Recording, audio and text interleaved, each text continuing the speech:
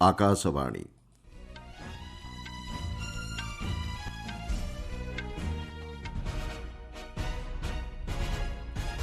संवाद पढ़ुछंती मलय रंजन मिश्र।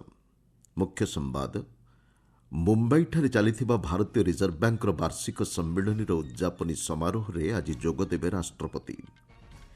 ବାୟୁ ପ୍ରଦୂଷଣ ହ୍ରାସ କରିବାରେ ବୈଦ୍ୟୁତିକ ଯାନ ହେଉଛି ସର୍ବୋତ୍ତମ ବିକଳ୍ପ କହିଲେ ସଡ଼କ ଓ ପରିବହନ ମନ୍ତ୍ରୀ। ଓଡ଼ିଶା ଆଜି ପାଳନ କରୁଛି ପ୍ରତିଷ୍ଠା ଦିବସ, ଶୁଭେଚ୍ଛା ଜଣାଇଲେ ରାଷ୍ଟ୍ରପତି ଓ ଉପରାଷ୍ଟ୍ରପତି।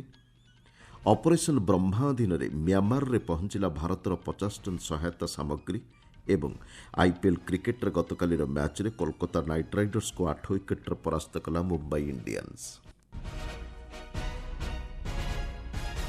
ମୁମ୍ବାଇଠାରେ ଚାଲିଥିବା ଭାରତୀୟ ରିଜର୍ଭ ବ୍ୟାଙ୍କର 90ତମ ବାର୍ଷିକ ସମ୍ମିଳନୀର ଆଜି ଉଦ୍ଯାପନୀ ସମାରୋହରେ ରାଷ୍ଟ୍ରପତି ଦ୍ରୌପଦୀ ମୁର୍ମୁ ଯୋଗଦେବେ।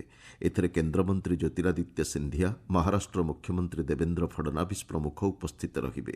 Reserve bank governor Sanjay Malhotra ସ୍ୱାଗତ ଭାଷଣ ପ୍ରଦାନ କରିବେ। ଦୁଇଦିନିଆ ଗସ୍ତ ଅବସରରେ ରାଷ୍ଟ୍ରପତି ଗତ ସନ୍ଧ୍ୟାରେ ମୁମ୍ବାଇଠାରେ ପହଞ୍ଚିଛନ୍ତି। ବିମାନ ବନ୍ଦରରେ ରାଜ୍ୟପାଳ ସିପି ରାଧାକ୍ରିଷ୍ଣନ ଏବଂ ଉପମୁଖ୍ୟମନ୍ତ୍ରୀ ଏକନାଥ ସିନ୍ଧେ ପ୍ରମୁଖ ତାଙ୍କୁ ସ୍ୱାଗତ କରିଥିଲେ। ଚିଲି ରାଷ୍ଟ୍ରପତି ଗାବ୍ରିଏଲ୍ ବୋରିକ୍ ଫଣ୍ଟ ଆଜିଠାରୁ 5 ଦିନିଆ ଭାରତ ଗସ୍ତରେ ଆସୁଛନ୍ତି। ତାଙ୍କ ସହ ସେଠାକାର ମନ୍ତ୍ରୀ ପରିଷଦର ସଦସ୍ୟ, ସାଂସଦ, ବୈଷୟିକ ଗୋଷ୍ଠୀର ପ୍ରତିନିଧି ଏବଂ ଭାରତ ଚିଲି ସାଂସ୍କୃତିକ ସମ୍ପର୍କ ପରିଷଦର ପ୍ରମୁଖ କର୍ମକର୍ତ୍ତା ଆସୁଛନ୍ତି। ରାଷ୍ଟ୍ରପତି ଭାବେ ଦାୟିତ୍ୱ ଗ୍ରହଣ କରିବା ପରେ ଶ୍ରୀ ଫଣ୍ଟଙ୍କର ଏହା ହେଉଛି ପ୍ରଥମ ଭାରତ ଗସ୍ତ। ଏହି ଗସ୍ତ ଅବସରରେ ରାଷ୍ଟ୍ରପତି ଫଣ୍ଟ ପ୍ରଧାନମନ୍ତ୍ରୀ ନରେନ୍ଦ୍ର ମୋଦିଙ୍କ ସହ ବିଭିନ୍ନ କ୍ଷେତ୍ରରେ ଦ୍ୱିପାକ୍ଷିକ ସମ୍ପର୍କ ବୃଦ୍ଧି ନେଇ ଆଲୋଚନା କରିବେ। ତାଙ୍କ ସମ୍ମାନାର୍ଥେ ଆୟୋଜିତ ଭୋଜିସଭାରେ ସେ ରାଷ୍ଟ୍ରପତି ଦ୍ରୌପଦୀ ମୁର୍ମୁଙ୍କ ସହ ମଧ୍ୟ ସାକ୍ଷାତ ଆଲୋଚନା କରିବାର କାର୍ଯ୍ୟସୂଚୀ ରହିଛି।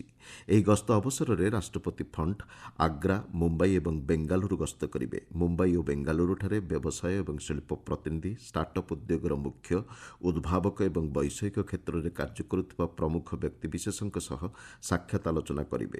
ଉଭୟ ଦେଶ ମଧ୍ୟରେ ଦ୍ୱିପାକ୍ଷିକ ସମ୍ପର୍କକୁ ଅଧିକ ବ୍ୟାପକ କରିବା ଏବଂ ପାରସ୍ପରିକ ସ୍ୱାର୍ଥ ସମ୍ପନ୍ନ ଆଞ୍ଚଳିକ ଓ ଆନ୍ତର୍ଜାତିକ ପ୍ରସଙ୍ଗ ଉପରେ ଆଲୋଚନା କରିବା ରାଷ୍ଟ୍ରପତି ଫଣ୍ଟଙ୍କର ଏହି ଗସ୍ତର ମୁଖ୍ୟ ଉଦ୍ଦେଶ୍ୟ। ଲାଟିନ୍ ଆମେରିକୀୟ ଅଞ୍ଚଳରେ ଚିଲି ଭାରତ ପାଇଁ ଏକ ଗୁରୁତ୍ୱପୂର୍ଣ୍ଣ ସହଯୋଗୀ ରାଷ୍ଟ୍ର। ୟୁଏନ୍ଏସ୍ସି ସଂସ୍କାର, ଜଳବାୟୁ ପରିବର୍ତ୍ତନ, ଅକ୍ଷୟ ଶକ୍ତି, ଆତଙ୍କବାଦ ମୁକାବିଲା ଆଦି ବିଭିନ୍ନ ପ୍ରସଙ୍ଗରେ ଦୁଇ ଦେଶର ସମାନ ମତ ରହିଥିବା ଜଣାପଡ଼ିଛି। 2024ରେ ଭାରତ ଓ ଚିଲି ମଧ୍ୟରେ ଦ୍ୱିପାକ୍ଷିକ ବାଣିଜ୍ୟ କାରବାର 2.6 ବିଲିୟନ ଆମେରିକୀୟ ଡଲାର ରହିଥିଲା। ଚିଲିରେ ଭାରତୀୟ ନିବେଶ ପରିମାଣ ପ୍ରାୟ 620 ନିୟୁତ ଆମେରିକୀୟ ଡଲାର ହୋଇଛି। ଚିଲିକୁ ଔଷଧୀୟ ସାମଗ୍ରୀ ରପ୍ତାନୀ କରିବାରେ ଭାରତ ବିଶ୍ୱର ତୃତୀୟ ବୃହତ୍ତମ ରାଷ୍ଟ୍ରର ମାନ୍ୟତା ହାସଲ କରିଛି। ସଡ଼କ ପରିବହନ ଓ ରାଜପଥ ମନ୍ତ୍ରୀ ନୀତିନ ଗଡ଼କରୀ କହିଛନ୍ତି, ବାୟୁ ପ୍ରଦୂଷଣ ହ୍ରାସ କରିବାରେ ବୈଦ୍ୟୁତିକ ଯାନ ହେଉଛି ସର୍ବୋତ୍ତମ ବିକଳ୍ପ। ମହାରାଷ୍ଟ୍ରର ଥାଣେଠାରେ ଗତକାଲି ଏକ ଇ-ସାଇକେଲ ପ୍ରକଳ୍ପର ଶୁଭାରମ୍ଭ କରିବା ଅବସରରେ ମନ୍ତ୍ରୀ ଶ୍ରୀ ଗଡ଼କରୀ ଏହା କହିଛନ୍ତି। ସେ କହିଛନ୍ତି, ବାୟୁ ପ୍ରଦୂଷଣ ବର୍ତ୍ତମାନ ସମୟରେ ଏକ ବଡ଼ ଆହ୍ୱାନ ଏବଂ କେନ୍ଦ୍ର ସରକାର ଏହାର ମୁକାବିଲା ଦିଗରେ ନିରନ୍ତର ପ୍ରୟାସ ଜାରି ରଖିଛନ୍ତି। 2030 ସୁଦ୍ଧା ବୈଦ୍ୟୁତିକ ଯାନ ଉତ୍ପାଦନରେ ଭାରତ ସବୁଠାରୁ ଆଗରେ ରହିବ ବୋଲି ସେ ଆଶା ବ୍ୟକ୍ତ କରିଛନ୍ତି। ଆଗାମୀ ଦିନରେ ପେଟ୍ରୋଲ, ଡିଜେଲ ଏବଂ ବୈଦ୍ୟୁତିକ ଯାନର ମୂଲ୍ୟ ସମାନ ରହିବ ବୋଲି ସେ କହିଛନ୍ତି। ୱାକଫ୍ ସଂଶୋଧନ ବିଲ୍ ସଂସଦରେ ଆଗତ ହେବା ସମୟରେ ଆଲୋଚନାରେ ଅଂଶଗ୍ରହଣ କରିବାକୁ ସଂଖ୍ୟାଲଘୁ ବ୍ୟାପାର ମନ୍ତ୍ରୀ କିରଣ ରିଜିଜୁ ଦଳମତ ନିର୍ବିଶେଷରେ ସଂସଦର ସମସ୍ତ ସଦସ୍ୟଙ୍କୁ ଅନୁରୋଧ କରିଛନ୍ତି।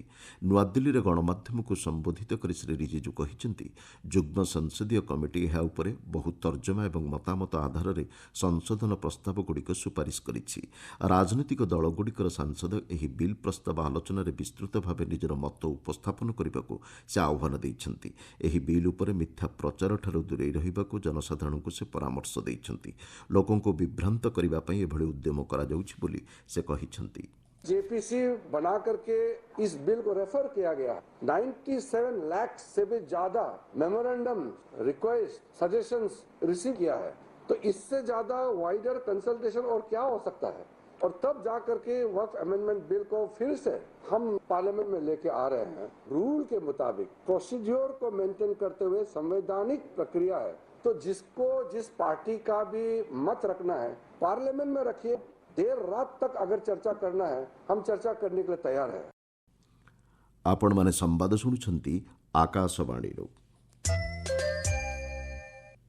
ଓଡ଼ିଶା ଆଜି ସ୍ୱତନ୍ତ୍ର ପ୍ରଦେଶ ଗଠନର 90ତମ ପ୍ରତିଷ୍ଠା ଦିବସ ପାଳନ କରୁଛି। 1936 ମସିହା ଆଜିର ଦିନରେ ଓଡ଼ିଶା ସ୍ୱତନ୍ତ୍ର ପ୍ରଦେଶ ଭାବେ ଗଠିତ ହୋଇଥିଲା। ଏହି ଅବସରରେ ରାଷ୍ଟ୍ରପତି ଦ୍ରୌପଦୀ ମୁର୍ମୁ, ଉପରାଷ୍ଟ୍ରପତି ଜଗଦୀପ ଧନକଡ଼, ଓଡ଼ିଶା ରାଜ୍ୟପାଳ ଡକ୍ଟର ହରିବାବୁ କମ୍ଭମପାଟି ଏବଂ ମୁଖ୍ୟମନ୍ତ୍ରୀ ମୋହନ ଚରଣ ମାଝୀ ରାଜ୍ୟବାସୀଙ୍କୁ ଶୁଭେଚ୍ଛା ଜଣାଇଛନ୍ତି। ରାଷ୍ଟ୍ରପତି ତାଙ୍କ ବାର୍ତ୍ତାରେ ସରକାର ଏବଂ ରାଜ୍ୟବାସୀ ମିଳିତ ଭାବେ ସମସ୍ତଙ୍କ ପାଇଁ ଉଜ୍ଜଳ ଓ ନ୍ୟାୟୋଚିତ ଭବିଷ୍ୟତ ଲକ୍ଷ୍ୟରେ କାର୍ଯ୍ୟ କରିବେ ବୋଲି ଆଶା ବ୍ୟକ୍ତ କରିଛନ୍ତି। ଉପରାଷ୍ଟ୍ରପତି କହିଛନ୍ତି, ଓଡ଼ିଶାର ପର୍ଯ୍ୟାପ୍ତ ଖଣିଜ ସମ୍ପଦ ଜାତୀୟ ବିକାଶକୁ ତ୍ୱରାନ୍ୱିତ କରୁଛି। ମହିଳା ସଶକ୍ତିକରଣ ଏବଂ ଶିଳ୍ପାୟନ କ୍ଷେତ୍ରରେ ଓଡ଼ିଶାର ଯୁଗାନ୍ତକାରୀ ସଫଳତା ଅନ୍ୟମାନଙ୍କ ପାଇଁ ଅନୁକରଣୀୟ ବୋଲି ସେ କହିଛନ୍ତି। ରାଜ୍ୟପାଳ ଡକ୍ଟର କମ୍ଭମପାଟି ଓଡ଼ିଶାକୁ ଏକ ସମୃଦ୍ଧ ଏବଂ ବିକଶିତ ରାଜ୍ୟରେ ପରିଣତ କରିବା ପାଇଁ ସଂକଳ୍ପବଦ୍ଧ ହେବାକୁ ଆହ୍ୱାନ ଦେଇଛନ୍ତି। ମୁଖ୍ୟମନ୍ତ୍ରୀ ମୋହନ ଚରଣ ମାଝୀ ଓଡ଼ିଶା ଦିବସ ଅବସରରେ ସମସ୍ତଙ୍କୁ ଶୁଭେଚ୍ଛା ଜଣାଇବା ସହ ସମୃଦ୍ଧ ଓଡ଼ିଶା ଗଠନର ଲକ୍ଷ୍ୟ ହାସଲ ପାଇଁ ସମସ୍ତଙ୍କ ସହଯୋଗ କାମନା କରିଛନ୍ତି। ସ୍ୱତନ୍ତ୍ର ଓଡ଼ିଶା ପ୍ରଦେଶ ଗଠନରେ ମୂଲ୍ୟବାନ ଅବଦାନ ପ୍ରଦାନ କରିଥିବା ବରପୁତ୍ରଙ୍କ ନୀତି ଏବଂ ଆଦର୍ଶ ସବୁଦିନ ସ୍ମରଣୀୟ ହୋଇ ରହିବ ବୋଲି ମୁଖ୍ୟମନ୍ତ୍ରୀ କହିଛନ୍ତି। ନୂଆଦିଲ୍ଲୀର ଜବାହରଲାଲ ନେହେରୁ ଷ୍ଟାଡିୟମଠାରେ ଆଜି ଓଡ଼ିଶା ଦିବସ ସମାରୋହ 2025 ଅନୁଷ୍ଠିତ ହେଉଛି। ଏଥିରେ ରାଜ୍ୟ ପ୍ରତିଷ୍ଠା ଦିବସ ପାଳନ ସହିତ ସ୍ୱତନ୍ତ୍ର ପ୍ରଦେଶ ଗଠନରେ ମୂଲ୍ୟବାନ ଅବଦାନ ଦେଇଥିବା ବ୍ୟକ୍ତିଙ୍କୁ ଶ୍ରଦ୍ଧାଞ୍ଜଳି ଅର୍ପଣ କରାଯିବ। ଏଥିରେ ଓଡ଼ିଶାର କଳା, ସଂସ୍କୃତି, ଐତିହ୍ୟ ଏବଂ ପର୍ଯ୍ୟଟନ ସ୍ଥାନ ପାଇବ। ନୂଆଦିଲ୍ଲୀରେ ଅବସ୍ଥାପିତ ଓଡ଼ିଶାର ମୁଖ୍ୟ ଆବାସିକ କମିଶନର ବିଶାଲ ଗଗନ କହିଛନ୍ତି, ଓଡ଼ିଶା ଦିବସ ସମାରୋହ କାର୍ଯ୍ୟକ୍ରମରେ ରାଜ୍ୟର ସମୃଦ୍ଧ ସାଂସ୍କୃତିକ ଐତିହ୍ୟ ଏବଂ ପରମ୍ପରା ପ୍ରଦର୍ଶନ କରାଯିବ। ଏଥିରେ ଓଡ଼ିଶା ମୁଖ୍ୟମନ୍ତ୍ରୀ ମୋହନ ଚରଣ ମାଝୀ, ଦିଲ୍ଲୀ ମୁଖ୍ୟମନ୍ତ୍ରୀ ରେଖା ଗୁପ୍ତା ଏବଂ କେନ୍ଦ୍ରମନ୍ତ୍ରୀଗଣ ଯୋଗଦେବାର କାର୍ଯ୍ୟସୂଚୀ ରହିଛି। ଏହି ଅବସରରେ ହସ୍ତଶିଳ୍ପ ମେଳାର ଆୟୋଜନ କରାଯାଇଛି ବୋଲି ଶ୍ରୀ ଗଗନ କହିଛନ୍ତି। ଅପରେସନ୍ ବ୍ରହ୍ମାଦିନରେ ମ୍ୟାମାରର ୟାଙ୍ଗୁନ୍ଠାରେ ଗତକାଲି ଭାରତ ପକ୍ଷରୁ ପଠାଯାଇଥିବା 50 ଟନ୍ ମାନବିକ ସହାୟତା ଓ ବିପର୍ଯ୍ୟୟ ରିଲିଫ୍ ସାମଗ୍ରୀକୁ ହସ୍ତାନ୍ତର କରାଯାଇଛି। ମ୍ୟାମାରରେ ଅବସ୍ଥାପିତ ଭାରତ ରାଷ୍ଟ୍ରଦୂତ ଅଭୟ ଠାକୁର ଆଇଏନ୍ଏସ୍ ସତ୍ପୁରା ଏବଂ ଆଇଏନ୍ଏସ୍ ସାବିତ୍ରୀ ଦ୍ୱାରା ପଠାଯାଇଥିବା ଏହି ସାମଗ୍ରୀକୁ ହସ୍ତାନ୍ତର କରିଛନ୍ତି। ୟାଙ୍ଗୁନ୍ସ୍ଥିତ ଭାରତୀୟ ଦୂତାବାସ ପକ୍ଷରୁ ସାମାଜିକ ଗଣମାଧ୍ୟମ ପୋଷ୍ଟରେ ଦିଆଯାଇଥିବା ସୂଚନା ଅନୁଯାୟୀ ଭାରତୀୟ ବାୟୁସେନାର 6ଟି ବିମାନ ଏବଂ 5ଟି ଭାରତୀୟ ନୌଜାହାଜ ମାଧ୍ୟମରେ ସହାୟତା ସାମଗ୍ରୀ ମ୍ୟାମାରକୁ ପଠାଯାଇଛି। ସୂଚନାଯୋଗ୍ୟ, ଗତ ଶୁକ୍ରବାର ଦିନ ମ୍ୟାମାରରେ ହୋଇଥିବା ଭୂକମ୍ପରେ ମୃତ୍ୟୁସଂଖ୍ୟା 2056କୁ ବୃଦ୍ଧି ପାଇଥିବା ସେଠାକାର ଅଧିକାରୀ ସୂଚନା ଦେଇଛନ୍ତି। 3900 ଜଣ ଆହତ ହୋଇଥିବା ବେଳେ 270 ଜଣ ଏବେ ବି ନିଖୋଜ ଥିବା ଜଣାପଡ଼ିଛି। ଏହି ଭୂକମ୍ପର ପ୍ରଭାବ ଥାଇଲାଣ୍ଡ, ଭିଏତନାମ, ଲାଓସ ଏବଂ ଦକ୍ଷିଣ ପଶ୍ଚିମ ଚୀନରେ ଅନୁଭୂତ ହୋଇଥିଲା।